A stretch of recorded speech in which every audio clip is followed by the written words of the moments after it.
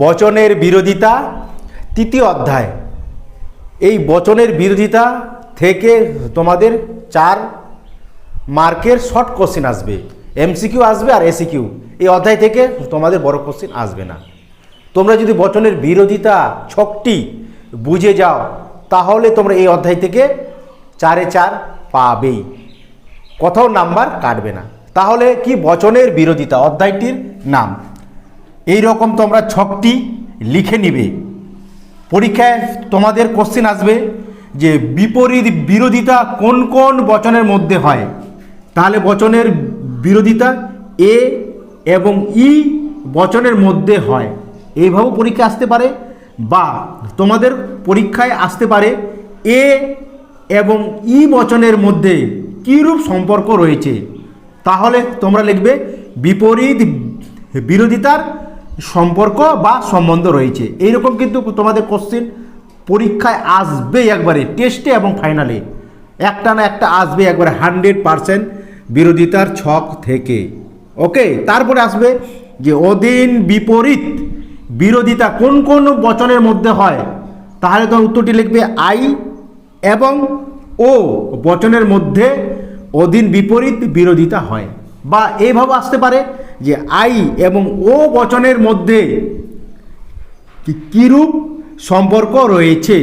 তাহলে তোমার উত্তরটি কি লিখবে, অধীন বিপরীত বিরোধিতার সম্পর্ক রয়েছে।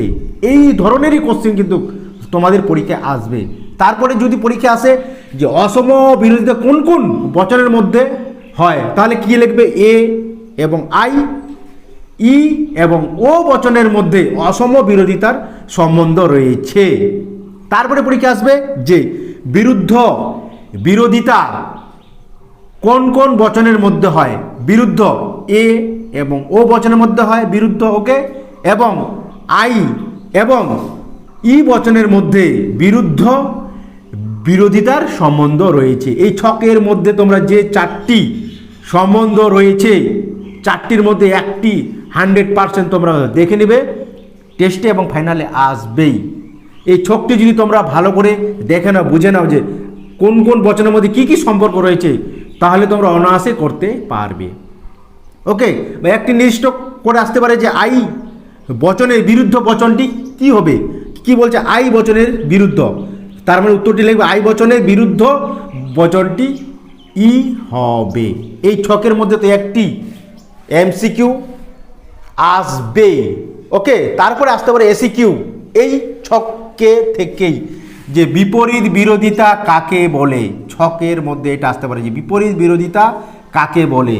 তাহলে তোমরা এইভাবে লিখতে পারো, দুটি সামান্য, কারণ এ আর ই বচনের কি পরিমাণ সামান্য। মনে রাখবে এ এবং ই বচনের পরিমাণ কি সামান্য, সামান্য বা সার্বিক। ওকে, সার্বিক, সামান্য বা সার্বিক। এটা যদি বুঝে যাও যে এ আর ই এর পরিমাণটা কি সার্বিক বা সামান্য, আর এ আর ইর কি গুণ কি, এটার গুণ হলো তো নয়ার্থক। ওকে, নয়ার্থক, আর এর গুণটা কি সদর্থক, সদর্থক। তার মানে কি লিখবে তোমরা, যদি পরীক্ষা আসে যে বিপরীত বিরোধিতা কাকে বলে, তাহলে কি লিখবে, দুটি সামান্য নিরপেক্ষ বচনের মধ্যে একই উদ্দেশ্য পদ এবং একই বিধেয় পদ বিশিষ্ট বচন দুটির মধ্যে গুণের পার্থক্য রয়েছে।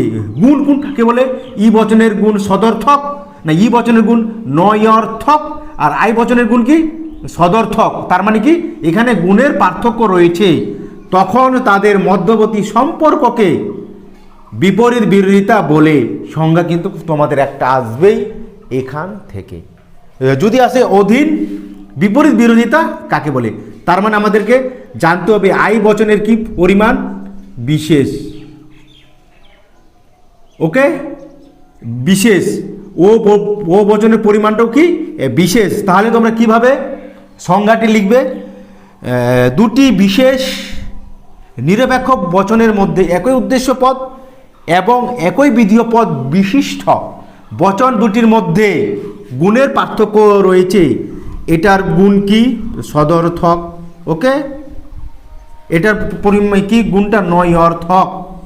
ওকে, নয় অর্থক, তার মানে কি গুণের পার্থক্য রয়েছে, তখন তাদের মধ্যবর্তী সম্বন্ধকে অধীন বিপরীত বিরোধিতা বলে। এখান থেকে হয় বিপরীত বিরোধিতা কাকে বলে, বাস্তব পারে যে অধীন বিপরীত বিরোধিতা কাকে বলে, বা অসম বিরোধিতা কাকে বলে, বাস্তব পারে বিরুদ্ধ বিরোধিতা কাকে বলে। এই চারটি সংজ্ঞার মধ্যে তোমরা একটি সংজ্ঞা ফাইনাল পরীক্ষায় আসবেই, এসিকিউ। তোমরা যদি ফিলোসফি সাবজেক্টটি ছকছক হিসাবে পড়ো বুদ্ধি দিয়ে, তাহলে তোমরা কিন্তু 100তে 100 পাবে, কারণ ফিলোসফিতে কিন্তু 100তে 100 অনায়াসেই পাওয়া যায়। এই ছকের মাধ্যমে দেখবে কার কার সাথে সম্পর্ক রয়েছে, এই সংজ্ঞাগুলি দেখে নেবে যে বিপরীত বিরোধিতা কাকে বলে বা বিরুদ্ধ বিরোধিতা কাকে বলে। একটি সংজ্ঞা ফাইনালি আসবেই বা টেস্টে আসবেই। তোমরা দেখবে টেক্সট বইয়ে বা সহায়িকা বইয়ে এই সংজ্ঞাগুলি আছে। বাস্তবে যে বচনের বিরোধিতা কয় প্রকার, বচনের বিরোধিতা কয় প্রকার, তাহলে বচনের বিরোধিতা কিন্তু 4 প্রকার।